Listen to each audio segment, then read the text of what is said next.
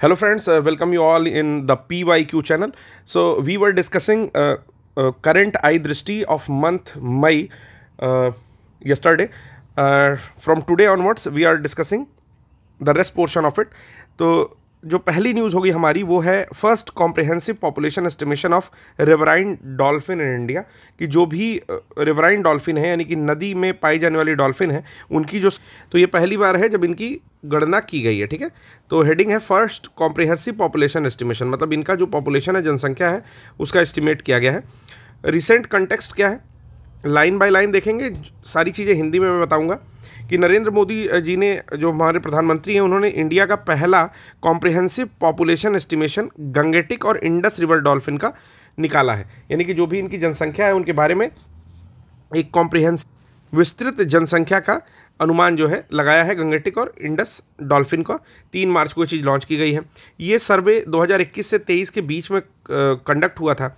इसमें क्या क्या चीज़ें देखने लायक हैं, तो स्टेटस, डिस्ट्रीब्यूशन और कंजर्वेशन चैलेंजेस, मतलब जो भी कंजर्वेशन को लेकर के उनके चैलेंज है, यानी कि उनको बचाने को लेकर के है, इन इंडेंजर्ड एक्वेटिक एनिमल्स को उनको लेकर के, इनके डिस्ट्रीब्यूशन यानी कि वितरण कहाँ अधिक है कहाँ कम है, और इनके स्टेटस को लेकर के जो चैलेंज है उसके बारे में यहाँ पर क्रिटिकली जो है इंसाइट किया गया है।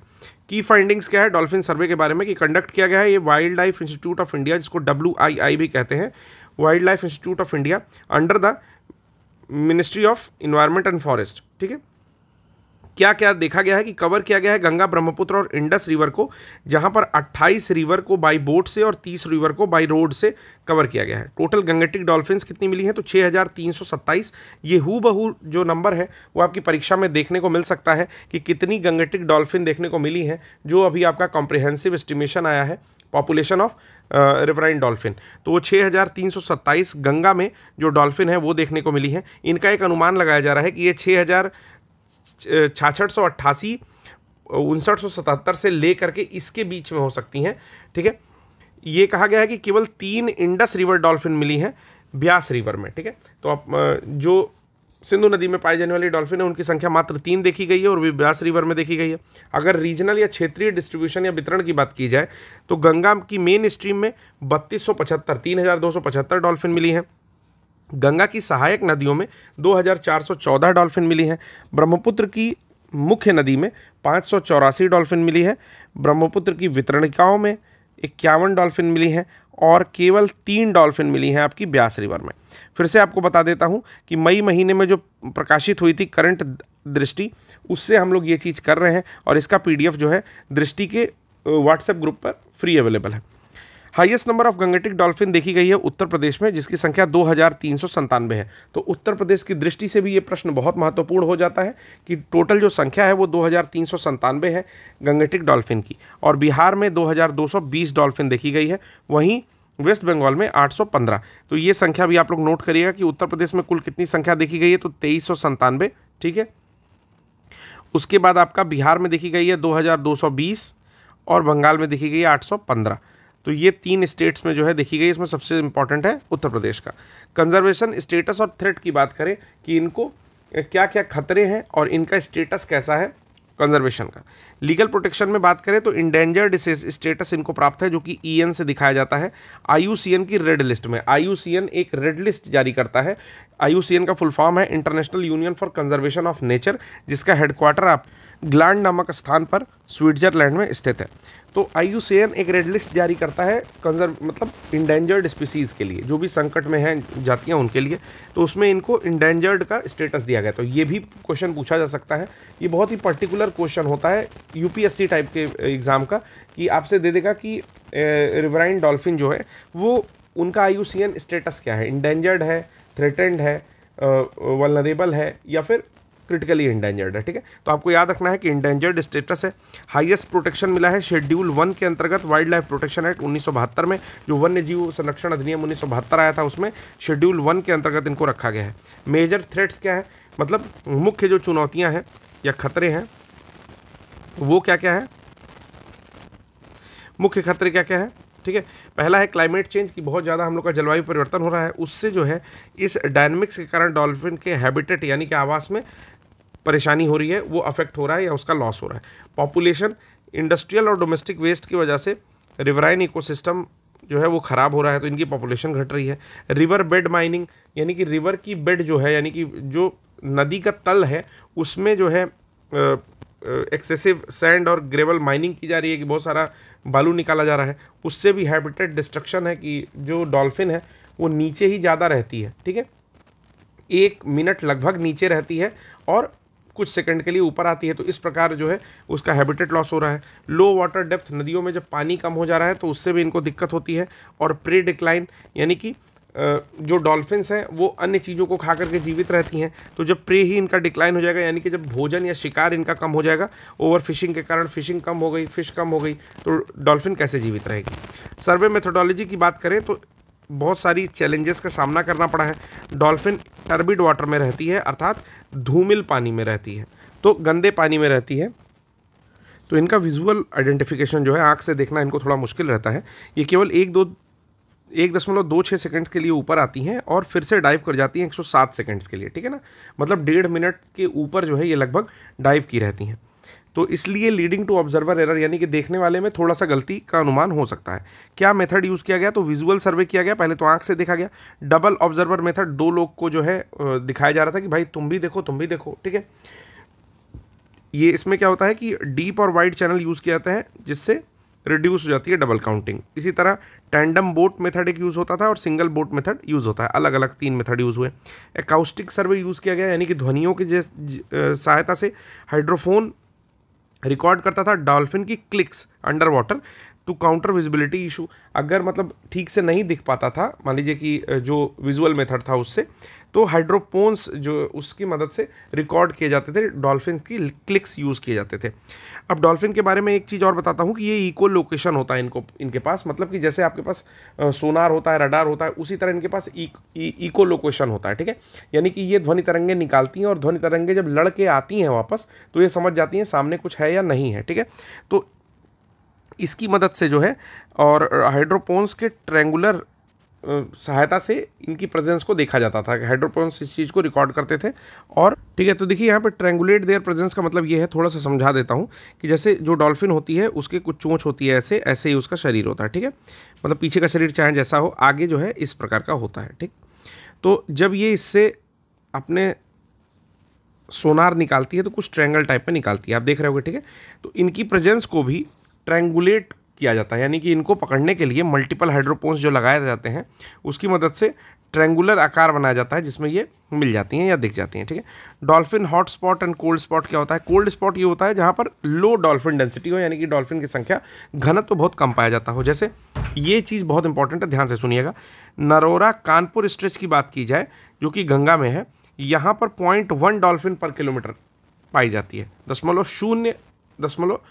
0.1 डॉल्फिन प्रति किलोमीटर नरोरा कानपुर स्ट्रेच में पाई जाती है। दूसरा है आपका जो है आपका फरुखाबाद कन्नौज स्ट्रेच गंगा में, फिर कौशाम्बी चित्रकूट स्ट्रेच यमुना में, पीलीभीत शारदा रिवर में, बलरामपुर सिद्धार्थनगर स्ट्रेच राप्ती रिवर में। अगला है हॉट स्पॉट, जहाँ पर हाई डेंसिटी में डॉल्फिन पाई जाती है, जैसे बिहार में 1.62 डॉल्फिन प्रति किलोमीटर पाई जाती है, जो कि अधिक है उत्तर प्रदेश के 0.62 डॉल्फिन प्रति किलोमीटर से। ठीक है, तो डॉल्फिन की संख्या बिहार में हॉटस्पॉट एरिया में पाया जाना ज़्यादा क्या है, अधिक है। फिर आता है चौसा मनिहार स्ट्रेच बिहार में ही, यहाँ पर 2.20 डॉल्फिन पाई जाती है प्रति किलोमीटर। मनिहारी में सबसे अधिक पाई जाती है, मनिहारी बिहार से राजमहल झारखंड के बीच में 2.75 डॉल्फिन देखी जाती है प्रति किलोमीटर में। High dolphin occurrence in Bihar attributed to deeper river channel, तो यहाँ पर गहरा चैनल है, नदी का जो नदी बह रही है तो नदी की जो गहराई है, जैसे अगर इसको गहराई माने तो नदी की जो गहराई है, रुकिए, ठीक है, नदी ऐसे बह रही है और ये उसकी गहराई है, तो बिहार में जो गहराई है वो ज़्यादा है, इसीलिए वहाँ पर डॉल्फिन ज़्यादा देखने को मिलती है। सिग्निफिकेंस क्या है सर्वे का, तो बहुत सारे सिग्निफिकेंस है। जैसे पहला तो साइंटिफिक एस्टिमेशन हो गया, कॉम्प्रिहेंसिव, एक विस्तृत रूप से देख लिए कि कितनी डॉल्फिन पाई जा रही है। ठीक है, फिर इसकी कंजर्वेशन पॉलिसी के लिए एक बेसलाइन डेटा मिल गया कि भाई इतना डॉल्फिन है, इतनी संकटापन्न स्थिति में है, मतलब कि इंडेंजर्ड हैं ये, इतने को बचाना जरूरी है। ठीक है, या यहाँ पे कोल्ड स्पॉट है, यहाँ कम डॉल्फिन है, तो यहाँ पर स्थिति ठीक करनी जरूरी है। इनके हैबिटेट यानी कि आवास का प्रोटेक्शन करेंगे, उसका संरक्षण करेंगे। जो भी एंटी पोल्यूशन स्ट्रेटजीज होगी, ठीक है, मतलब प्रदूषण मुक्त क्षेत्र जो है बनाने की कोशिश करेंगे। और ह्यूमन इम्पैक्ट को फ्रेश वाटर इकोसिस्टम में कम करेंगे कि ताज़ा जल जहाँ पर स्रोत है, ताज़ा आपका इकोसिस्टम है, ठीक है, वहाँ पर किसी तरीके से पारिस्थितिकी तंत्र को हम लोग ह्यूमन इम्पैक्ट से बचाएंगे, यानी कि मानव के प्रभाव से बचाएंगे।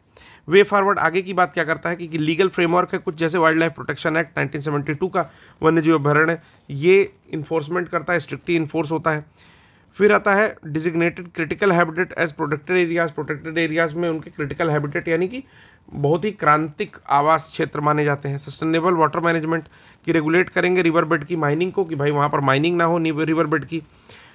एडिक्वेट वाटर फ्लो यानी कि पर्याप्त जल की मात्रा बनाए रखेंगे नदियों में, जिससे कि डॉल्फिन की पॉपुलेशन सस्टेन करे या वहाँ पर रहे। पोल्यूशन कंट्रोल करेंगे, जैसे गंगा एक्शन प्लान और नमामि गंगे प्रोग्राम 2 आया था आपका 2014-15 में, एक आया था 2000, उसके पहले आया था गंगा एक्शन प्लान, ठीक है। तो इन दोनों के माध्यम से भी ठीक करेंगे। इंडस्ट्रियल वेस्ट को डिस्चार्ज होने से रोकेंगे, हालांकि रोक नहीं पाएंगे।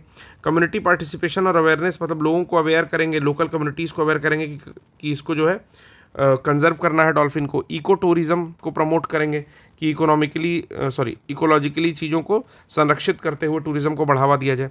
मॉनिटरिंग सिस्टम और रिसर्च के क्षेत्र में भी काफ़ी एडवांसमेंट करने की बात आ रही है कि हाइड्रोपोन बेस्ड अकाउस्टिक सर्वे को एक्सपैंड करेंगे। जैसे विजुअल वाला जो है उसमें आँख से देखे, पता चला दूसरा आदमी उसी चीज़ को देखा जब डॉल्फिन वहाँ चली गई, तो ज़्यादा यथार्थ नहीं रहेगा। तो अकाउस्टिक सर्वे जो है उसको ज़्यादा बढ़ा देंगे, जो हाइड्रोपोन से होता है। सैटेलाइट बेस्ड ट्रैकिंग करेंगे डॉल्फिन की। तो ये सारी चीज़ें हैं। कंक्लूजन है कि पहली बार जो है रिवराइन डॉल्फिन का, नदी वाली डॉल्फिन के पॉपुलेशन का एस्टिमेशन किया गया, जो कि लैंडमार्क स्टेप है, इससे पहले कभी नहीं हुआ इंडिया में। और फ्रेश वाटर कंजर्वेशन एफर्ट किया गया, जिसमें 6300 गंगेटिक डॉल्फिन दिखी, 3 केवल इंडस डॉल्फिन दिखी। ये सर्वे जो है अंडरस्कोर करता है urgent need of proactive conservation strategies की, कि तुरंत जो है आगे बढ़ करके कुछ ऐसी संरक्षण वाली विधियां या स्ट्रेटजीज उपाय बनाए जाएं जिससे कि डॉल्फिन का संरक्षण किया जाए। कैसे कैसे किन किन चीज़ों से टैकल करना पड़ेगा, किन किन चीज़ों को इम्प्रूव करना पड़ेगा। तो भाई उस पोल्यूशन को टैकल करना पड़ेगा कि भाई इतना प्रदूषण ना हो।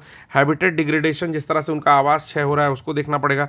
मानव का जो बहुत ज़्यादा अतिक्रमण है क्षेत्रों में, मानव के द्वारा जो पोल्यूशन फैलाया जाना है, ठीक है, इन सारी चीज़ों को लेकर के जो है। इसके अलावा safeguard it's national aquatic animal, कि ये जो है आपका संरक्षित जीव है, भारत का जलीय जीव है, ठीक है, तो नेशनल एक्वेटिक एनिमल है, तो उस हिसाब से भी इसको बचाने की बहुत सारी कवायद करनी चाहिए, ठीक है। तो ये तो था डॉल्फिन के बारे में। अगली जो न्यूज़ है हम लोग की वो क्या है? अगली न्यूज़ है आपका नेशनल जियो स्पेशियल पॉलिसी, जिसको एनजीपी कहते हैं, ठीक है। चलिए, नेशनल जियो स्पेशियल पॉलिसी क्या है? अगली जो न्यूज़ है वो है नेशनल जियो स्पेशियल पॉलिसी को लेकर के। ये पॉलिसी जो है 2022 में ही रखी गई थी, जो अभी को पास हो गई है। देखते हैं क्या है, रिसेंट कंटेक्स्ट देखते हैं कि अभी क्या बातें हुई। The national Jio special policy, जिसको एनजीपी भी बोलते हैं, ये राष्ट्रीय भूस्थानिक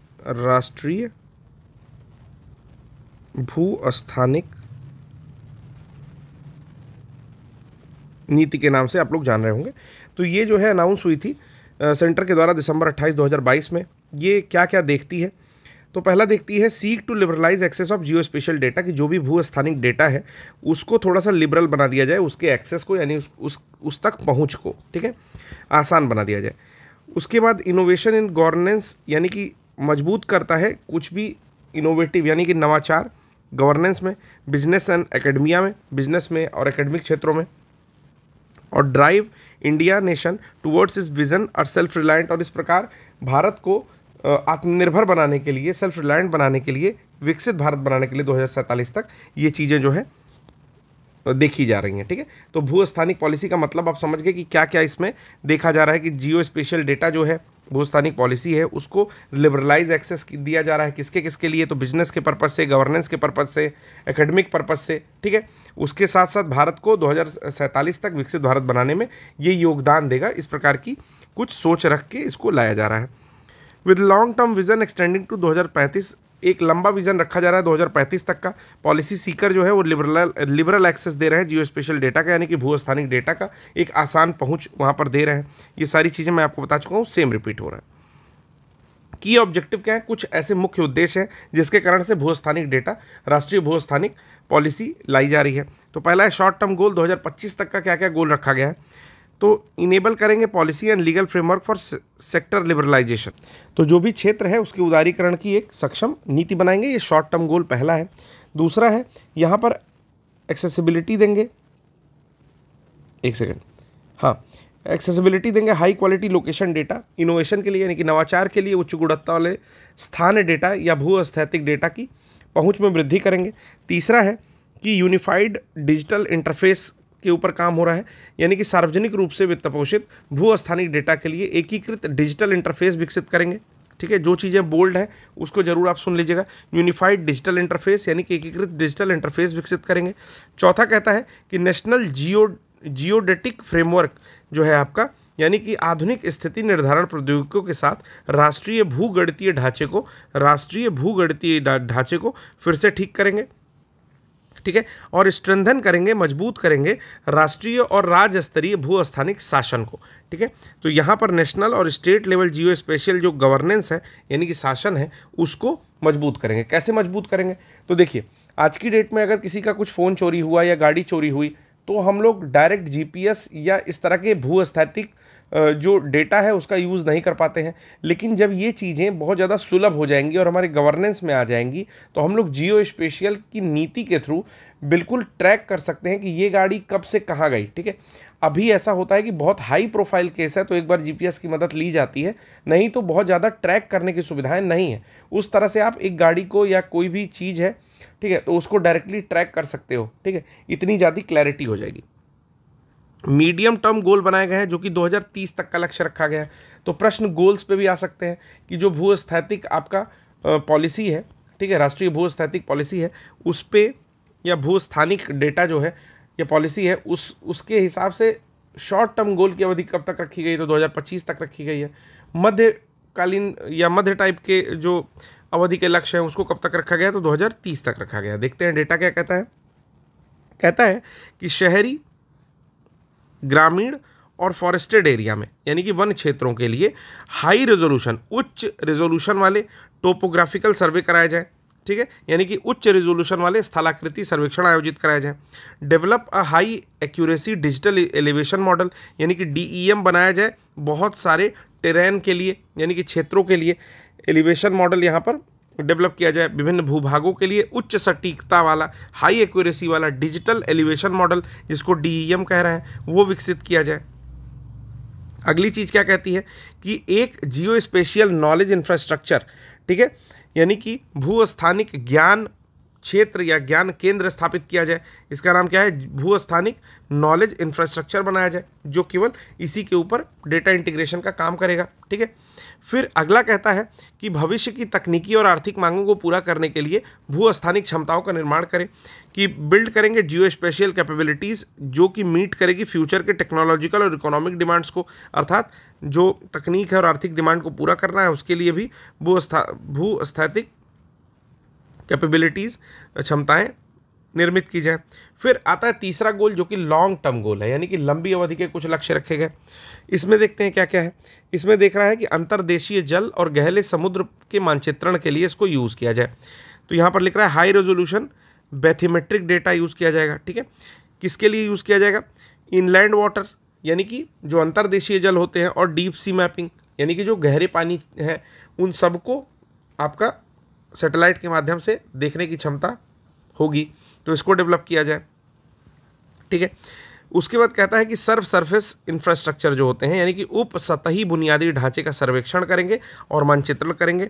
जो भी मेजर सिटीज़ हैं, बड़े शहर हैं, उसमें सब सरफेस इंफ्रास्ट्रक्चर की सर्वे करेंगे और मैपिंग करेंगे।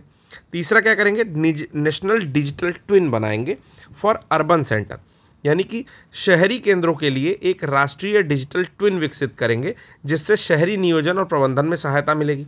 ठीक है, तो ये लॉन्ग टर्म गोल रखे गए हैं, 3 गोल रखे गए हैं। ठीक है, फिर कहता है कि कुछ स्ट्रेटजीज है जो फोकस करती है एनजीपी 2022 के ऊपर, यानी कि नेशनल जियो स्पेशियल पॉलिसी 2022 के ऊपर कुछ स्ट्रेटजीज हैं जो फोकस एरियाज हैं।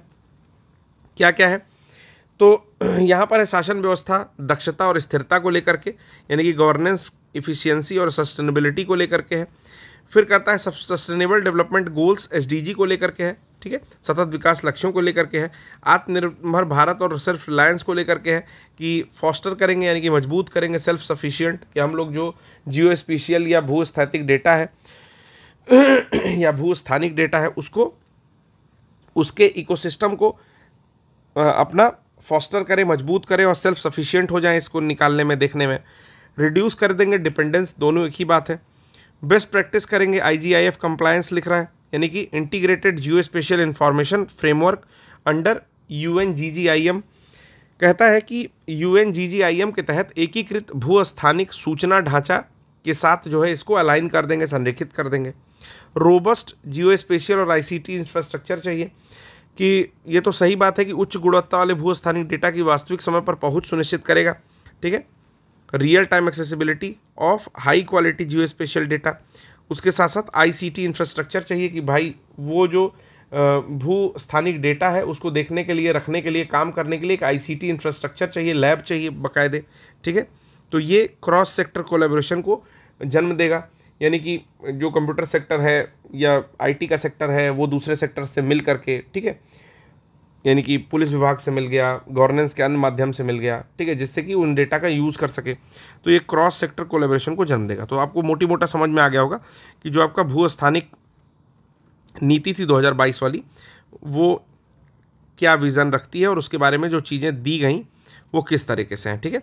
तो देखिए इसमें बहुत सारी चीज़ें लिखी हैं, जैसे इनोवेशन और स्टार्टअप्स को फॉस्टर करेगा यानी कि मजबूत करेगा, इंटर ऑपरेटेबिलिटी देखेगा, डेवलपमेंट और एजुकेशन में काम लिया जाएगा, ईज ऑफ डूइंग बिजनेस में इसको यूज़ करेंगे, ठीक है। डेमोक्रेटाइजेशन ऑफ डेटा है इसका, PM गति शक्ति के साथ अलाइन कर रहे हैं, ठीक है। एक बार देख लेते हैं PM गति शक्ति क्या है। तो जो PM गति शक्ति है वो मल्टी मॉडल प्लान है आपका, कनेक्टिविटी को लेकर के। आप रेलवे स्टेशन पर अगर आजकल जा रहे होंगे तो देखने को भी आपको मिल रहा होगा, वहाँ पर PM गति शक्ति लिखा रह रहा है, ठीक है। तो गति शक्ति योजना है कि जो मल्टी मॉडल कनेक्टिविटी है उसको बढ़ावा देने के लिए, कि मेट्रो इत्यादि सब कुछ जो है आपके एक स्टेशन पर ही, हब पर ही आपको मिल जाए, ठीक है। इसके साथ साथ सीमलेस इंफ्रास्ट्रक्चर प्लानिंग कर रहे हैं, 16 मिनिस्ट्रीज़ को मिला करके ऑप्टिमाइज़ करना चाह रहे हैं ट्रांसपोर्ट नेटवर्क को, लॉजिस्टिक और कनेक्टिविटी को, ठीक है। तो ये सारी चीज़ इसमें करना चाह रहे हैं। इसमें दो चीज़ बहुत इंपॉर्टेंट है, जैसे इसरो और बिजाग-N, ठीक है ना। तो इसरो और बिजाग-N स्पेशियल प्लानिंग टूल्स का यूज़ कर रहा है किसको, इकोनॉमिक ग्रोथ को इन्हांस करने के लिए। तो ये पूछा जा सकता है कि जो अभी आपका नेशनल जियो स्पेशियल प्लानिंग है या प्लान है, ठीक है, या पॉलिसी है, उसमें इसरो के साथ किस एक संस्था को और मिला रहे हैं स्पेशियल प्लानिंग टूल को बनाने के लिए, ठीक है ना। तो बिजाग-N को मिला रहे हैं। रिसेंट बजट में 100 करोड़ रुपए एलोकेट किया गया है जियो स्पेशियल मिशन के लिए, ठीक है, याद रखिएगा ये भी, ठीक है।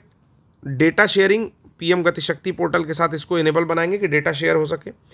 इसके अलावा एक ऑपरेशन है जिसका नाम है Dronagiri, driving innovation in geo spatial technology. 2024 में ये ऑपरेशन लॉन्च हुआ। ये इनिशिएटिव था जो कि शोकेस करता था, यानी कि दिखाता था जो भी जियो स्पेशियल एप्लीकेशन है यानी कि भूस्थानिक के अनुप्रयोग हैं उनको गवर्नेंस में और बिजनेस में कि किस तरह से इसका अनुप्रयोग कर सकते हैं, किस तरह के इसके प्रयोग से इकोनॉमी जनरेट कर सकते हैं, बूस्ट कर सकते हैं। तो इसको ऑपरेशन द्रोणागिरी बोला गया। ये 5 स्टेट में इंप्लीमेंट हुआ था, उत्तर प्रदेश, हरियाणा, असम, आंध्र प्रदेश और मध्य प्रदेश, महाराष्ट्र। तो याद रखिएगा कि उत्तर प्रदेश में ये ऑपरेशन द्रोणागिरी आया था, ये ज़्यादा महत्वपूर्ण है। ये इंटीग्रेट करता है, बता ही दिया मैंने, गवर्नेंस, इंडस्ट्री और स्टार्टअप्स को। जियो स्पेशियल डेटा होता क्या है, यानी कि भूस्थैतिक या भूस्थानिक डेटा क्या होता है। जियो स्पेशियल डेटा या इसको जियो डेटा बोलते हैं, ये एक ऐसा डेटा होता है जो कि इंक्लूड करता है information related to location on earth surface, की पृथ्वी की सतह पर जो भी लोकेशन है उसको ये अपने साथ लेकर के चलता है। You can map objects, event and other real world phenomena to a specific geographical area, यानी कि आप वस्तुओं को, घटनाओं को, अन्य वास्तविक घटनाओं को अक्षांश और देशांतर निर्देशांक के द्वारा विशिष्ट भौगोलिक क्षेत्र में मैप कर सकते हैं। तो पहला तो ये हो गया कि कोऑर्डिनेट्स का यूज़ करेंगे और किसी भी इवेंट्स को, ऑब्जेक्ट को आप मैपिंग कर लेंगे। जियो स्पेशियल डेटा कंबाइन करता है लोकेशन इन्फॉर्मेशन को, कैरेक्टरिस्टिक्स और attributes to the other business database over a given period. तो अलग अलग बिजनेस के साथ मिल करके, डेटा के साथ मिल करके ये जो इंफॉर्मेशन है उसको कंबाइन करने की विशेषता रखता है। एग्जाम्पल के लिए geo spatial data can represent where a car is park, ध्यान से दीजिए देखिएगा, and also track its location when it's start moving, मतलब एक कार कहाँ पार्क है ये अगर ये मार्क कर लिया तो ये कब मूव कर रही है और कितनी दूर मूव करके कहाँ पहुँच रही है, तो ये चीज़ भी ये बता देता है। ठीक है, तो ये था आपका नेशनल जियो स्पेशियल पॉलिसी 2022। तो ये बहुत ज़्यादा न्यूज़ में है। दूसरा ऑपरेशन द्रोणागिरी जो है ये भी आप याद रखेंगे। चलिए, तो ये न्यूज़ तो यहाँ ख़त्म हो गई। अगली न्यूज़ देखते हैं क्या है। तो अगली जो न्यूज़ है दोस्तों वो है 12th regional 3R and circular economy forum. तो यहाँ पर एक रीजनल यानी कि क्षेत्रीय 3R का मतलब यहाँ पे पहले बता देता हूँ। इसका मतलब है रीयूज़, रिफ्यूज़, रिसाइकल। ठीक है, तो 3R का मतलब थोड़ा गड़बड़ बताया था, फिर से समझ लीजिए। Reuse, reduce, recycle. और सर्कुलर इकॉनमी यानी कि चक्रीय अर्थव्यवस्था के फोरम से रिलेटेड एक मीटिंग हुई है। ठीक है, देख लेते हैं कि इसमें एक बहुत इंपॉर्टेंट पॉइंट है जयपुर डिक्लेरेशन। तो मुझे आशा है कि जयपुर डिक्लेरेशन से कोई ना कोई प्रश्न पूछना चाहिए, या तो आरओ के एग्जाम में या फिर यूपीपीसीएस के एग्जाम में निश्चित रूप से एक प्रश्न आपको देखने को मिलेगा ही मिलेगा। और तब मैं ये जो अभी बोल रहा हूँ इसको शॉर्ट्स के रूप में लगाऊंगा। चलिए, रिसेंट कंटेक्स्ट क्या है।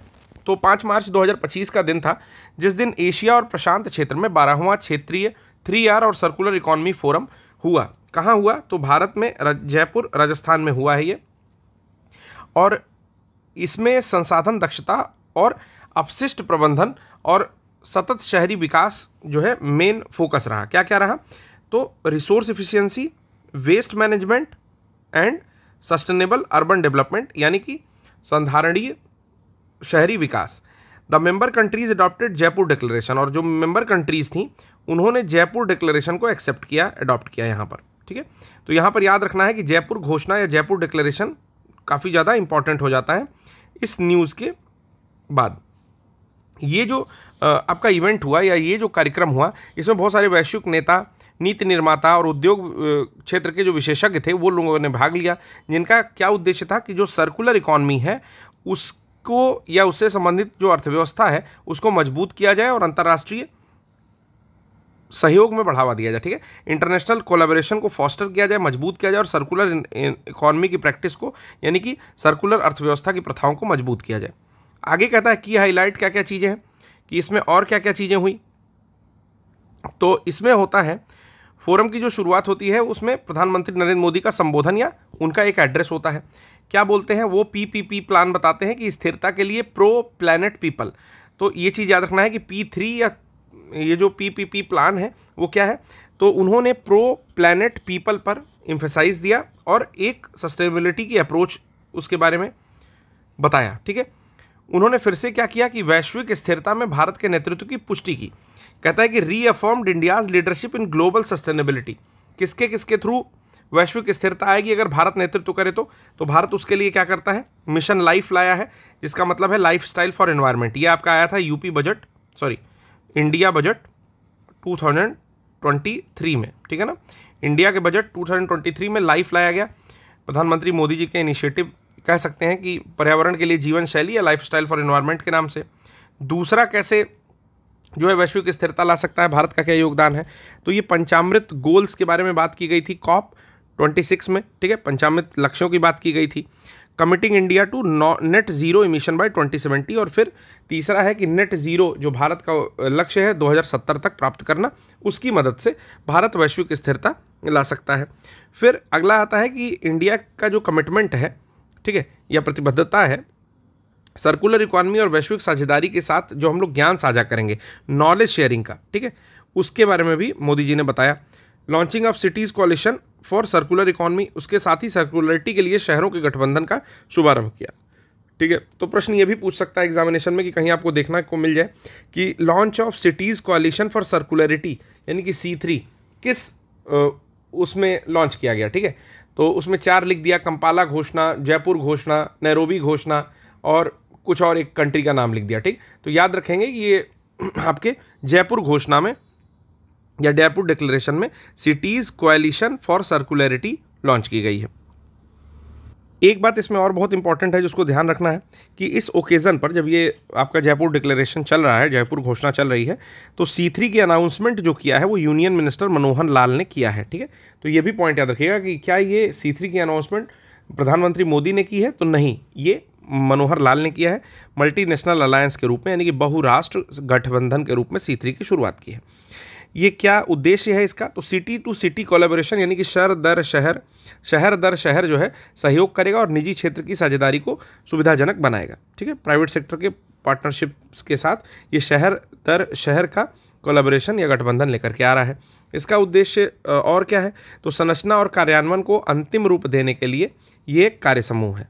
तो देखिए मोटी मोटा मुद्दा क्या था कि भाई ये जो फ्रेमवर्क है, ठीक है, फाइनलाइज स्ट्रक्चर जो आता है, working group to finalise structure and operational framework for knowledge sharing, तो कुल मिलाकर के जो है ज्ञान को साझा करेंगे और टेक्नोलॉजिकल इंटीग्रेशन यानी कि उसका एकीकरण करेंगे वैश्विक रूप से। ठीक है, बैकग्राउंड में अगर देखा जाए कि क्या है इसकी पृष्ठभूमि, तो रीजनल 3R यानी कि रीयूज, रिसाइकल और आपका रिड्यूस जो है, और उसके साथ साथ सर्कुलर इकोनॉमी फोरम एशिया में और पैसिफिक यानी कि प्रशांत क्षेत्रों में, ये लॉन्च हुआ था 2009 में। सबसे पहले तो ये पॉइंट याद रखना है कि regional 3R and circular economy forum कब लॉन्च हुआ, तो ये लॉन्च हुआ 2009 में। इसका ऑब्जेक्टिव क्या था कि ये रीजनल कॉपरेशन करेगा, सस्टेनेबल वेस्ट मैनेजमेंट करेगा और सर्कुलर इकोनॉमी के इनिशिएटिव्स को रैपिडली जो है सपोर्ट करेगा अर्बनाइजेशन के लिए और इंडस्ट्रियलाइजेशन के लिए। ठीक है ना, यही इसके ऑब्जेक्टिव्स थे।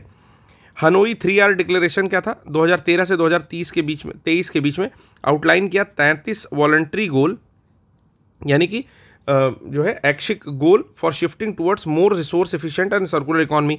तो अगर हनोई 3R डिक्लेरेशन के बारे में पूछता है तो जानिएगा 2013 से 2023 तक 33 वॉलंटरी गोल्स इन लोगों ने डिसाइड किए थे कि किस तरह से हम लोग ज़्यादा रिसोर्स एफिशिएंट हो सकते हैं और सर्कुलर इकोनॉमी को बूस्ट कर सकते हैं। ठीक है ना, फिर कहता है कि ये जो है एक्टिवली निगोशिएट करता है ग्लोबल प्लास्टिक ट्रीटी को।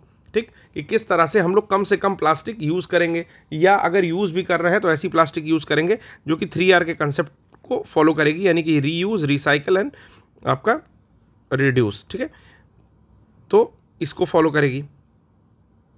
इसके बाद यहाँ पे देखते हैं कि गवर्नमेंट का भी फोकस है सर्कुलर इकोनॉमी पे। की इनिशिएटिव में कहता है कि जैसे स्वच्छ भारत मिशन हमारे वहाँ चल रहा है या अमृत 2.2 चल रहा है, ये अर्बन वेस्ट मैनेजमेंट को देखता है। ठीक है, तो इस प्रकार भी 3R से संबंधित है ये।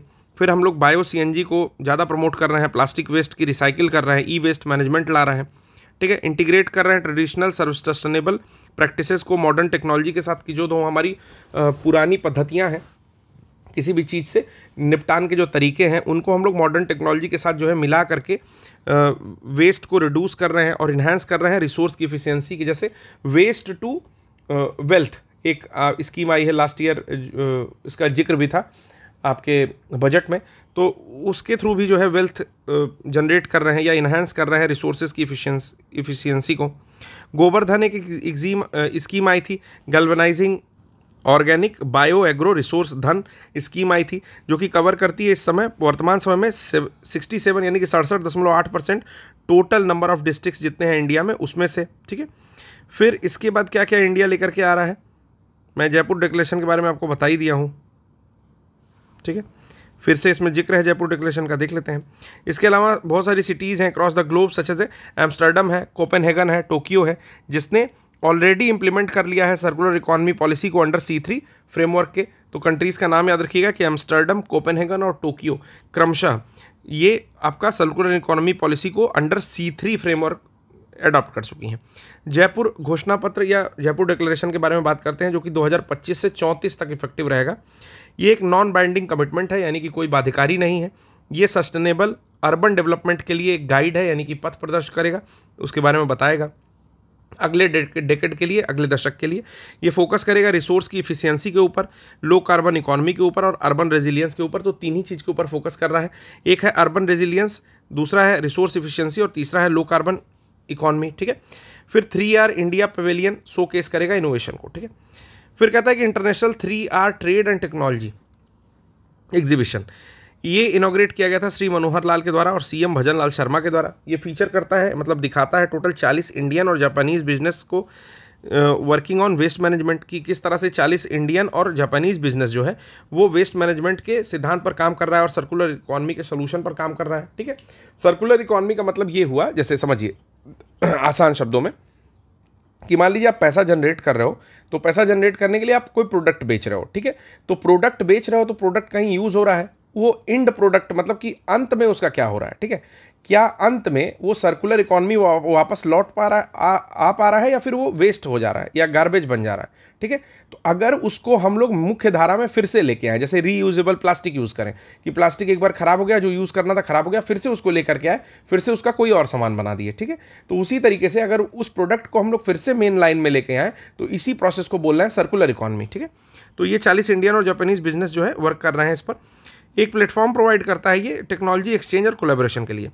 सिटीज 2.0 क्या है, वो ड्राइविंग अर्बन सस्टेनेबिलिटी के बारे में बात करता है। कुछ की डेवलपमेंट्स है, इसमें कुछ पैसे दिए गए हैं। ठीक है, फिर हम लोग सीधे आते हैं, एक पॉइंट और पढ़ने लायक है, जैसे टेक्नोलॉजिकल एडवांसमेंट क्या क्या नीड है इसमें।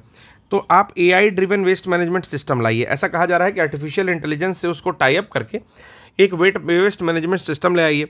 फिर बायो एनर्जी के प्रोजेक्ट्स को काफ़ी एक्सपेंड करिए, कि जो भी जैव ऊर्जा प्रोजेक्ट्स हैं हमारे, उनको ऐसी योजनाओं को खूब ज़्यादा एक्सपेंड करिए, बढ़ावा दीजिए। प्लास्टिक वेस्ट रिसाइकल यूनिट को भी बहुत ज़्यादा बढ़ावा दीजिए, कि किस तरह से हमारी प्लास्टिक वेस्ट को रिसाइकल कर सकते हैं।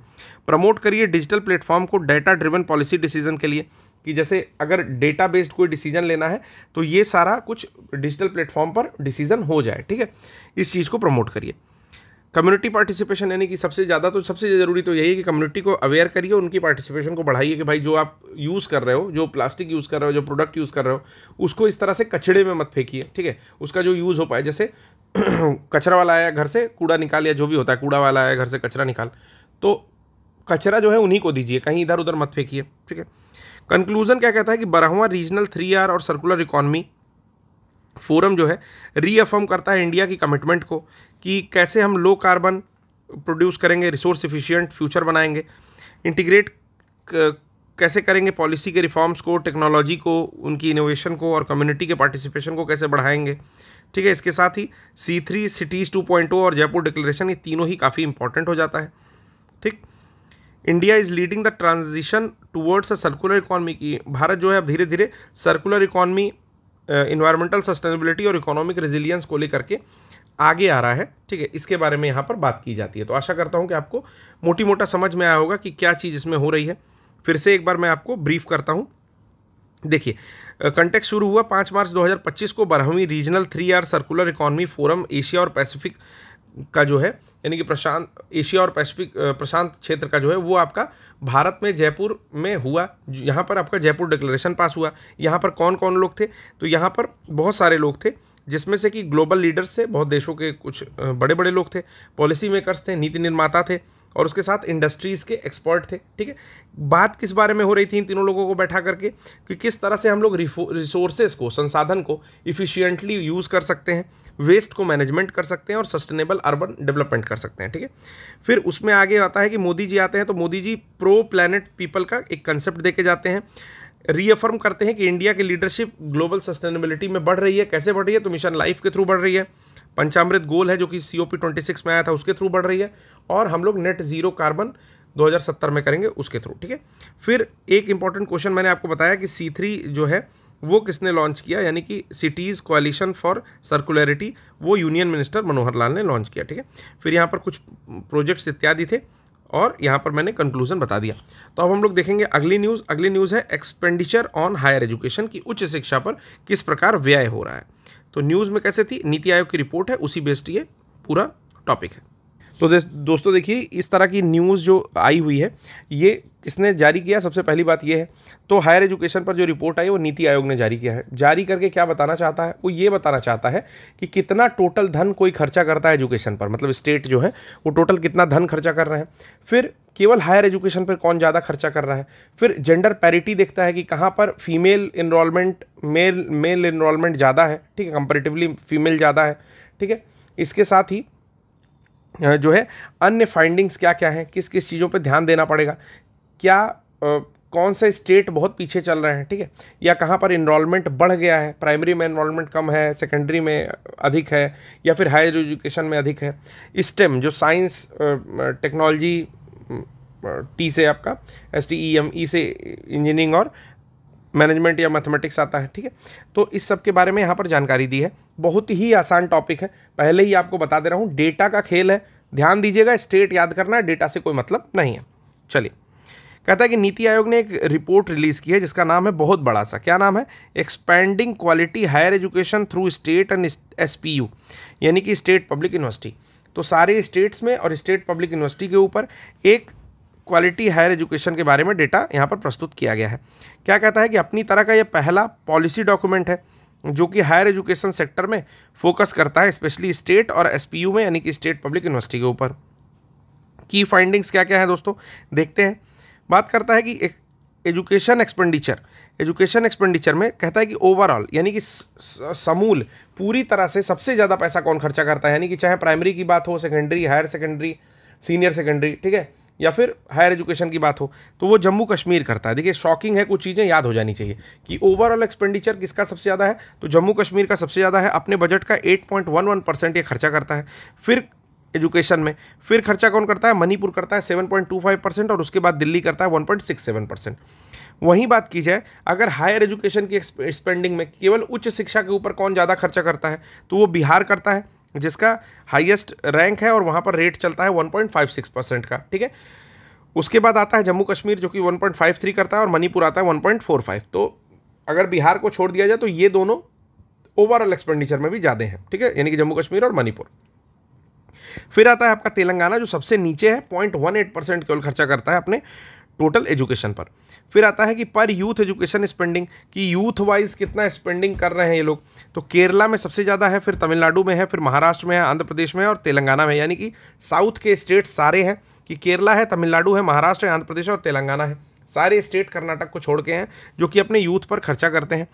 ये टॉप स्पेंडर्स हैं हायर एजुकेशन पर, लेकिन राजस्थान, पंजाब और छत्तीसगढ़ जो है लैग करते हैं। डेंसिटी की बात की जाए कि प्रति 1 लाख बच्चों पर, अगर बच्चों की एज 18 से 23 वर्ष मानी जाए, जो यूनिवर्सिटी जाने की एज होती है, तो इस दौरान सबसे ज़्यादा यूनिवर्सिटी डेंसिटी कहाँ पर है, तो आपको बता दूं कि सबसे ज़्यादा यूनिवर्सिटी डेंसिटी जो है आपकी वो सिक्किम में है। एवरेज की बात करें अगर भारत में, तो नेशनल एवरेज है 0.8, यानी कि 0.8 यूनिवर्सिटी है 1 लाख योग्य, 1 लाख योग्य छात्र पर कितनी यूनिवर्सिटी है, 0.8 यूनिवर्सिटी है। और इस छात्र की एज क्या होनी चाहिए, तो 18 से 23 साल के बीच होनी चाहिए, ठीक है। तो ये नेशनल एवरेज है, याद रखिएगा। अगर स्टेट वाइज बात की जाए तो सिक्किम के पास हाईएस्ट यूनिवर्सिटी डेंसिटी है 10.3 की, यानी कि प्रति 1 लाख छात्र पर 10.3 यूनिवर्सिटी है सिक्किम में। वहीं अरुणाचल प्रदेश की बात की जाए, उसके बाद लद्दाख, हिमाचल प्रदेश आता है। बिहार के पास सबसे कम है, 0.2 है टोटल डेंसिटी, यानी कि 1 लाख बच्चों पे केवल 0.2 यूनिवर्सिटी है। अगर मतलब फुल टर्म में बात करें, कंप्लीट में कर दूं, तो ऐसे समझ जाइए कि एक यूनिवर्सिटी वहाँ पे 5 लाख छात्रों पर है, ठीक है।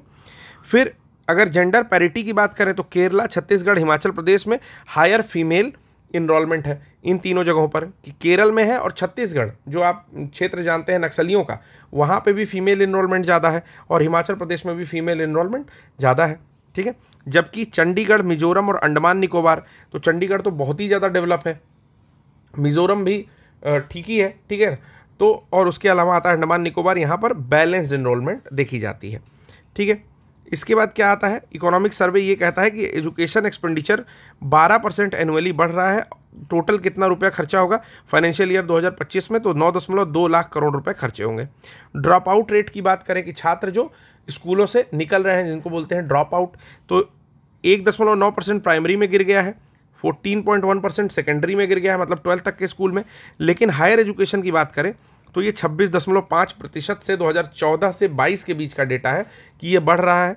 वहीं ग्रॉस एनरोलमेंट रेशियो जो है वो भी 28.4 बढ़ा हुआ ही है। लेकिन ग्रॉस एनरोलमेंट रेशियो जिसको GER बोलते हैं, उसका एक टारगेट है कि इसको 50% तक होना है 2035 तक। फिर आता है डिजिटल डिवाइड परसिस्ट, मतलब डिजिटल जो डिवाइड है वो बना हुआ है कि किसको इंटरनेट यूज़ करने को मिलता है, किसको नहीं मिलता है। तो रूरल एरियाज़ में अभी भी बहुत कम इंटरनेट एक्सेस है और वो केवल 55% है कंपेरेबल टू अर्बन एरियाज़, जहाँ पर 69% डिजिटल डिवाइड परसिस्ट करता है, ठीक है, मतलब इंटरनेट यूज़ करने को मिलता है। वे फॉरवर्ड देखते हैं, इंक्रीज करना पड़ेगा इन्वेस्टमेंट इन एजुकेशन और रिसर्च में। जो NEP कहता है वो कहता है कि 6% आप GDP का एजुकेशन को एलोकेट करिए और 2% R&D पर, यानी कि रिसर्च एंड डेवलपमेंट पर। लेकिन रिसर्च एंड डेवलपमेंट पर अभी 0.7% ही खर्चा हो रहा है। इनकरेज करना पड़ेगा प्राइवेट सेक्टर को आगे लाना पड़ेगा। एजुकेशन में आप अच्छा करिए, इंसेंटिव्स के माध्यम से उनको आगे लाना पड़ेगा। कई सारे इंडस्ट्रीज़ के साथ पार्टनरशिप करनी पड़ेगी। मॉडर्नाइज करना पड़ेगा करिकुलम को, जो भी पढ़ते हैं पाठ्यक्रम को, और स्किल जो है देनी पड़ेगी अध्यापकों को। तो इम्प्लीमेंट करने पड़ेगा multi disciplinary education integrating stem, जो मैंने आपको बताया कि साइंस हो गया, टेक्नोलॉजी हो गई, इंजीनियरिंग हो गई और मैनेजमेंट या मैथ्स हो गया। इसको ह्यूमैनिटीज़ को, वोकेशनल ट्रेनिंग को, सबको साथ में लाना पड़ेगा। फिर कहता है कि प्रायोरिटाइज AI, जो आर्टिफिशियल इंटेलिजेंस है उसका यूज़ बढ़ाना पड़ेगा, डेटा साइंस का यूज़ बढ़ाना पड़ेगा, साइबर सिक्योरिटी के बारे में बात करनी पड़ेगी, ग्रीन टेक्नोलॉजी फॉर इंडस्ट्री रिविलेंस की बात करनी पड़ेगी। ठीक है, और क्या क्या करना पड़ेगा? तो फैकल्टी को इन्हांस करना पड़ेगा, टीचर की क्वालिटी इन्हांस करनी पड़ेगी, उनको ट्रेनिंग देनी पड़ेगी, डिजिटल इंफ्रास्ट्रक्चर को अच्छा करना पड़ेगा, जैसे अफोर्डेबल इंटरनेट देंगे, स्मार्ट क्लासरूम बनाएंगे, AI ड्रिवन लर्निंग टूल लाएंगे। ठीक है, रूरल इंस्टीट्यूशंस के लिए रिसर्च और इनोवेशन को प्रमोट करना पड़ेगा कि किस तरह से हम बड़ी बड़ी क्लासेस में जो है हाई इम्पैक्ट रिसर्च के द्वारा वो चीज़ें निकालें कि जिन चीज़ों की डिमांड है, जिससे इनरोलमेंट बढ़ सकती है या जिससे GER सुधर सकता है, ग्रॉस एनरोलमेंट रेशियो। यूनिवर्सिटी की ऑटोनॉमी जो है वो उसको इंक्रीज़ करना पड़ेगा कि ब्यूरोक्रेटिक इंटरफेरेंस को यूनिवर्सिटीज़ में बंद करना पड़ेगा। ठीक है, और बहुत सारी चीज़ें ग्रांट करना पड़ेगा ऑटोनॉमी कई सारी नई यूनिवर्सिटीज़ को, SPU को, स्टेट पब्लिक यूनिवर्सिटी जो है, बूस्ट करना पड़ेगा ग्लोबल स्टैंडिंग को, एम्प्लॉयबिलिटी बढ़ानी पड़ेगी और अन्य भी इंडस्ट्री एकेडमिया कोलैबोरेशन करना पड़ेगा। यानी कि बड़ी बड़ी इंडस्ट्रीज़ के साथ, जैसे टाटा की क्लासेस लगती हैं जो स्मार्ट क्लास होते हैं, इसी तरह से अन्य जो बड़ी कंपनियां हैं, जो IT कंपनियां हैं, उनके साथ कोलैबोरेट करके क्लासेस को इस तरह से लेना पड़ेगा कि बच्चे ज़्यादा से ज़्यादा इनरोलमेंट बढ़ाएं प्राइमरी लेवल पर और आपका अपर प्राइमरी लेवल पर या हायर लेवल पर। ठीक है, अगला क्या है न्यूज़? अगली एक बहुत इंपॉर्टेंट न्यूज़ है कि बहुत दिन से, पिछले साल से ही मणिपुर जो है जल रहा है, तो वहाँ पर प्रेसिडेंट रूल लग गया है। तो ये भी हम लोग पढ़ लेते हैं कि किस तरह से बीरेन सिंह का वहाँ पर रिजिग्नेशन आता है, क्या क्या कारण है कि ये सारी चीज़ें हो रही हैं। इसके बाद जो हम लोग आज अगली न्यूज़ पढ़ेंगे वो पढ़ेंगे 9th एनिवर्सरी मनी है प्रधानमंत्री फसल बीमा योजना की, इसको भी हम लोग पढ़ लेंगे। और आज ही हम लोग कोशिश करेंगे कि हम लोग तमिल संगमम 3.0 जो अभी तीसरा हुआ है उसे भी कवर कर लें। ठीक है, तो ये 3 न्यूज़ और बची है। तो चलिए सबसे पहले पढ़ते हैं प्रेसिडेंट रूल इन मणिपुर। ठीक है, तो क्यों न्यूज़ में है, सबसे पहले ये चीज़ देखेंगे। तो दोस्तों आपको पता ही होगा कि पिछले वर्ष से ही मणिपुर में काफ़ी ज़्यादा तनाव देखने को मिल रहा है। वहाँ पर 2 जो जातियाँ हैं, वहाँ की जनजातियाँ, उसमें एक कुकी है और दूसरा आपका मैतेई कम्युनिटी है। तो इन दोनों में पहाड़ी पर घाटी में रहने के लिए दोनों जगह बवाल हो रहा है। ठीक है, तो हुआ क्या कि बीरेन सिंह जो वहाँ के मुख्यमंत्री थे, उन्होंने फरवरी 9, 2025 को अपना इस्तीफ़ा दे दिया और उसके बाद प्रेसिडेंट रूल वहाँ पर इम्पोज हो गया 13 फरवरी को, मतलब लगभग 4 दिन बाद। कैसे लगता है प्रेसिडेंट रूल? तो आर्टिकल 356 से लगा वहाँ पर president rule, followed by a series of governance and security failure. तो वहाँ पर बहुत सारा गवर्नेंस का फेलियर हुआ और सिक्योरिटी के भी फेलियर हुए, यानी कि सुरक्षा का जो है वो फेल हो गया और दूसरा गवर्नेंस जो होता है शासन प्रशासन, वो फेल वहाँ पर हो रही थी। रीज़न क्या क्या है प्रेसिडेंट रूल लगने का? तो की फैक्टर्स जो है जिस कारण से डिसीजन लिए गए, उसमें पहला है कि ethnic violence and security crisis, कि जो वहाँ के नृजातीय लोग हैं, एथनिक लोग हैं, उनके साथ बहुत सारा वायलेंस हो रहा था। ठीक है, और दूसरा कि सिक्योरिटी की क्राइसिस थी, यानी कि जो भी सुरक्षात्मक चीज़ें हैं वो नहीं काम कर रही थी, इस कारण से वहाँ पर लिया गया। तो मैतेई वर्सेस कुकी जो कॉन्फ्लिक्ट हो रहा था। मैतेई एक कम्युनिटी थी और कुकी जो है वो दूसरी कम्युनिटी यहाँ पर देखने को आ रही थी। पिछले वर्ष पिछले वर्ष से ही, यानी कि 2023 से ही जो है क्लैशेस देखने को मिल रहे थे दोनों कम्युनिटीज़ के बीच में, और ऑफिशियली 200 डेथ्स यहाँ पर बताई जा रही हैं। उसके साथ ही अनगिनत रेप के वीडियोज़ भी कई सारे सामने आए थे। ठीक है, तो अनगिनत हत्याएँ हुई होंगी। मास डिस्प्लेसमेंट हुआ कि लोग इधर से उधर चले गए, और severe law and order breakdown हुआ कि बहुत सारे जो लॉ एंड ऑर्डर थे, रूल रेगुलेशन थे, ठीक है ना, उसको जो है बहुत बार उसको तोड़ा गया। दूसरा रीज़न जो दिया जा रहा है वो फेलियर टू कंट्रोल अनरेस्ट, की जो यहाँ पर एक स्थिति बनी हुई थी। ठीक है, आतंक की स्थिति कह सकते हैं या डर की स्थिति कह सकते हैं, अनरेस्ट कह सकते हैं, वो उसको कंट्रोल करने में जो भी सरकार है वहाँ पर या जो गवर्नमेंट थी सेंट्रल की, वो नाकाम रह गई। ऐसी चीज़ें दूसरी जो दिया जा रहा है तर्क, वो ये दिया जा रहा है कि डिस्पाइट स्टेट केवल स्टेट ही नहीं, डिस्पाइट स्टेट सेंट्रल इंटरवेंशन जो थे, जो वहाँ पर केंद्र ने बीच बचाव किया, वो भी जो है उसके बावजूद भी वायलेंस परसिस्ट कर गया, यानी कि वायलेंस होता रहा, हिंसा होती रही। Erode public trust in governance, और इस प्रकार से इरोड हो गया जो पब्लिक का इंटरेस्ट था या पब्लिक का जो ट्रस्ट था गवर्नेंस में, वहाँ पे सरकार में, वो धीरे धीरे खत्म हो गया। तीसरा कहता है कि रिपीटेड इंटरनेट शटडाउन, वहाँ पर सबसे ज़्यादा शटडाउन देखने को मिला है कि इंटरनेट यूज़ करने को नहीं मिला है जब भी कोई ऐसी गतिविधि हुई है कि बात उस राज्य से बाहर ना जाए, इस कारण से। एंड कर्फ्यूज़, बहुत सारे कर्फ्यू भी लगे। These measures fail to prevent sporadic violent outbreaks, यानी कि ये छिटपुट जो भी वायलेंट हुए, हिंसात्मक कार्यवाही हुई, उनको रोकने में विफल रहे वहाँ की सरकार। अगला कहता है कि एडमिनिस्ट्रेशन और पॉलिटिकल इंस्टेबिलिटी, कि उसके साथ साथ जो एडमिनिस्ट्रेशन है यानी कि प्रशासन है, और पॉलिटिकल यानी कि आपका राजनयिक जो इंस्टेबिलिटी है वो भी देखने को मिली कि सीएम जो थे वहाँ के एन बीरेन सिंह थे, उनका रिजिग्नेशन आता है 9 को, वो एग्जिट करते हैं, तो एक पावर जो है वैक्यूम हो जाती है क्योंकि वहाँ पर पद एक रिक्त हो गया। फिर कोई कंसेंसस नहीं हो पाई रूलिंग पार्टी को लेकर के, या कोई सक्सेसर नहीं आ पाया, ठीक है। तो बीजेपी में इंटरनल डिस्प्यूट है, ऐसी भी बातें वहाँ पर आती है कि factionalism with in the party and disagreement on leadership delayed for formation of stable government, कि चूंकि बीजेपी जो वहाँ पर रूलिंग पार्टी थी उसके अंदर भी बहुत सारा मतभेद हो गया, क्योंकि एन बीरेन सिंह प्रॉपरली कुछ कर नहीं पाए, तो वहाँ के लोकल जो भी लोग रहते हैं, जो वहाँ के लोग हैं, वो लोग कहीं ना कहीं उस सरकार से या बीजेपी से ही खफा हो गए, जिस कारण से कोई क्लियर वर्डिक्ट किसी को नहीं मिला कि कोई फिर से अपना सक्सेसर सरकार बना पाए। फिर कॉन्स्टिट्यूशनल ब्रेकडाउन होता है, तो फेलियर ऑफ स्टेट मशीनरी, जो भी राज्य की मशीनरी है वो काम करना बंद कर दी, चरमरा गई। तो इन सारी चीज़ों को देखते हुए और पीस को इन्वोक करने के लिए आर्टिकल 356 लागू हुआ, जहां पर गवर्नर ने रिकमेंड किया प्रेसिडेंट रूल, ठीक है ना। तो गवर्नर ने रिकमेंड किया कि हम राष्ट्रपति शासन लागू करते हैं ड्यू टू कॉन्स्टिट्यूशनल ब्रेकडाउन, कि यहाँ पर कॉन्स्टिट्यूशनल ब्रेकडाउन हो गया, इस कारण से हम ये चीज़ लागू कर रहे हैं। अब प्रेसिडेंट रूल के बारे में या राष्ट्रपति शासन के बारे में पढ़ लेते हैं कुछ चीज़ें। पहला कि कॉन्स्टिट्यूशन के हिसाब से आर्टिकल 356 प्रेसिडेंट रूल को बताता है। ये क्या कहता है कि provides for imposition of president rule in the state if the president based on the report from the state governor is satisfied that the government of the state cannot be carried in accordance with the constitutional provision। तो जो भी सरकार है किसी राज्य विशेष में, अगर वो कॉन्स्टिट्यूशनल प्रोविज़न के हिसाब से यानी कि कानूनी जो मान्यताएं हैं उसके हिसाब से अपनी सरकार बनाने में या कायम रखने में अक्षम है, ये बातें वहाँ का गवर्नर अगर प्रेसिडेंट को बताता है और प्रेसिडेंट इस चीज़ को एसीड कर जाते हैं, मतलब सहमत हो जाते हैं, तो वहाँ पर प्रेसिडेंट रूल 356 के अंतर्गत लागू हो सकता है। ड्यूरेशन एंड अप्रूवल की बात की जाए तो 356 के यानी कि 356 के तीसरे भाग में कहता है या 356(3) में कहता है कि it shall cease to operate at the expiration of 2 months unless, ठीक है। तो अगर ये आ भी गया और 2 महीने तक आपको सिंपल मेजॉरिटी से दोनों हाउसेस से इसको पास नहीं किया गया, तो 2 महीने में ये सीज कर जाएगा, यानी कि ये खत्म हो जाएगा, ठीक। लेकिन अगर 2 महीने के अंदर दोनों हाउसेस से सिंपल मेजॉरिटी से ये चीज़ पास हो जाती है कि हाँ यहाँ पर किसी भी स्टेट में प्रेसिडेंट रूल लगना चाहिए, तो चीज़ें फिर आगे बढ़ेंगी। कब तक आगे बढ़ेंगी? एक्सटेंड टू 6 months, 6 महीने तक आगे बढ़ जाएंगी। और कब तक आगे बढ़ती रह सकती हैं? मैक्सिमम 3 साल तक ये बढ़ती रह सकती हैं, लेकिन हर 6 महीने पर आपको एक अप्रूवल चाहिए, ठीक है, इसको बढ़ाने के लिए। रिवोकेशन हट कैसे सकता है? तो by the president bye A subsequent proclamation, कि अगर प्रेसिडेंट जो है वो ये घोषणा कर दे कि अब इसकी ज़रूरत नहीं है, इसको हटा देना चाहिए, तो हट जाएगा, सिंपल सी बात है। कॉन्सिक्वेंसेज क्या क्या होते हैं? President can take over the function of the state government and power of the governor, कि प्रेसिडेंट जो है उस राज्य में पूरा का पूरा कार्यभार संभाल लेता है। इवन गवर्नर को भी, मतलब गवर्नर उसकी प्रसाद पर्यंत रहता है, तो गवर्नर की चीज़ें भी प्रेसिडेंट ही देखेगा, ठीक है ना।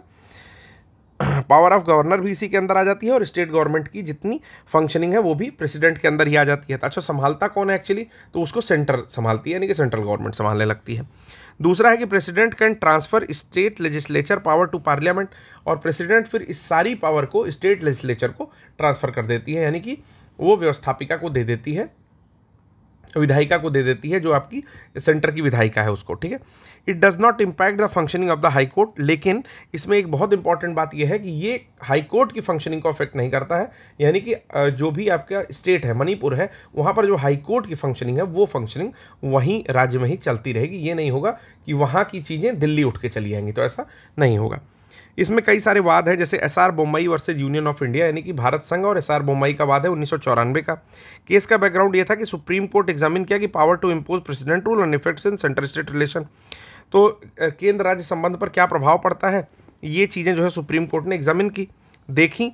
ठीक है, in S R Bommai versus union of India में ये case arose due to multiple instances of arbitrarily dismissal of the state governments under article. ठीक है, तो ये वाद तब आया था जब ऐसे मल्टीपल इंस्टांस देखे गए, ऐसे मतलब कई सारे वाकये देखे गए, कई सारी बातें हुई जिसमें जानबूझ करके आर्बिट्रली डिसमिसल, यानी कि जानबूझ करके स्टेट सरकार को ये नाकाम दिखा दिया गया कि वो गवर्नेंस ठीक से नहीं चल रहा है या वो वहाँ के लोगों को काबू नहीं कर पा रही है। ठीक है ना, मतलब कुल मिलाकर के लॉ एंड ऑर्डर का फेलियर दिखा करके कर दिया गया था, तो उस कारण से एसआर बोम्मई वाद ने जन्म लिया था।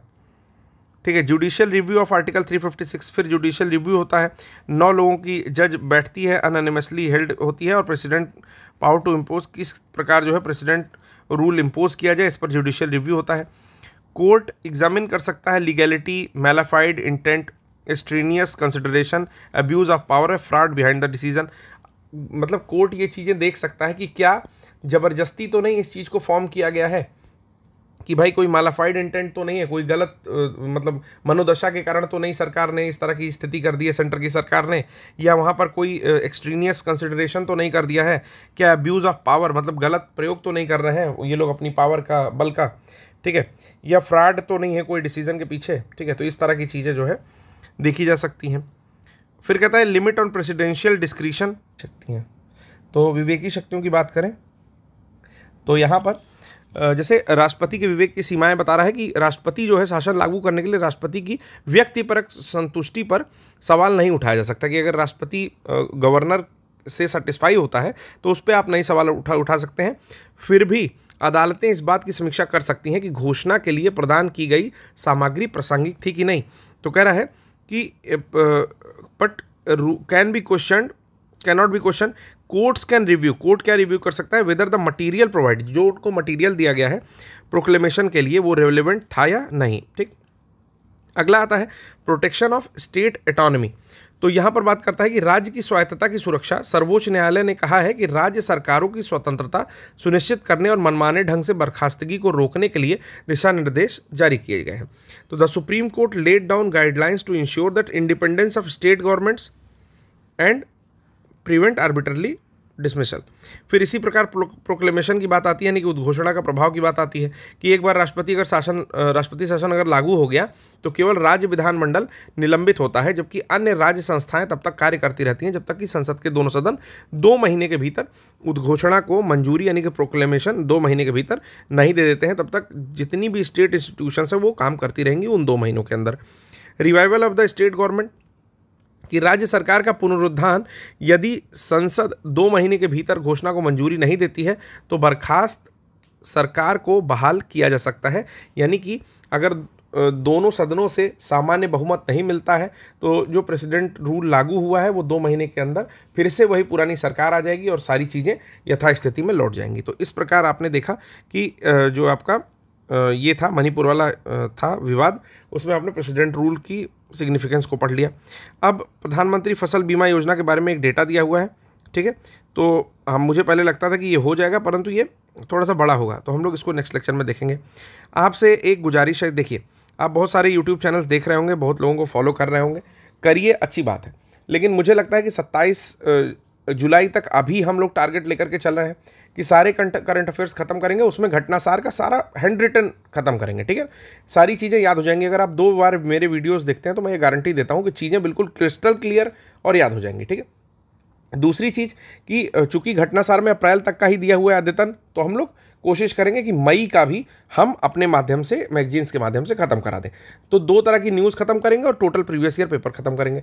तो अगर आपको ये वीडियो अच्छी लगी हो, अगर आप लास्ट तक देख रहे हो, तो ज़रूर लाइक करिए और सब्सक्राइब जरूर करिए और ऐसे दोस्तों के साथ शेयर करिए जिनको इस वीडियो की सबसे ज़्यादा ज़रूरत है। ठीक है, फ्री ऑफ कॉस्ट ये वीडियो पढ़ रहा है, हो सकता है 4 साल बाद इन वीडियो के पैसे लगने लगे, तो अभी जब तक फ्री है उसे जरूर आप लोग फ्री में यूटिलाइज करिए। तो अभी के लिए बस इतना ही, धन्यवाद और देखते रहिए PYQ। अच्छा, एक बहुत इंपॉर्टेंट बात कि 1000+ अच्छे PYQs हम लोग करा रहे हैं शॉर्ट्स के माध्यम से, उसे देखना कभी मत भूलें। धन्यवाद।